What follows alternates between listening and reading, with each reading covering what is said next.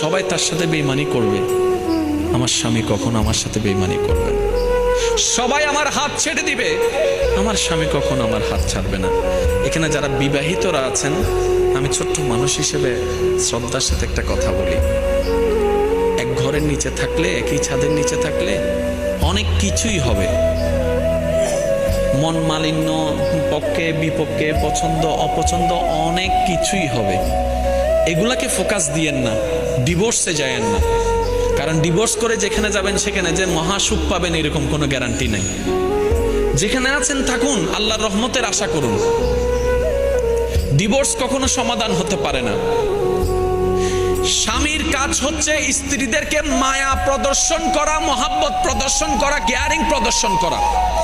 আর স্ত্রীদের কাজ হচ্ছে স্বামীদেরকে ভক্তি করা, শ্রদ্ধা করা, সম্মান করা। দুইজনের পক্ষ থেকে যখন এই ইসলামের নিয়ম দুইটা চলে আসবে,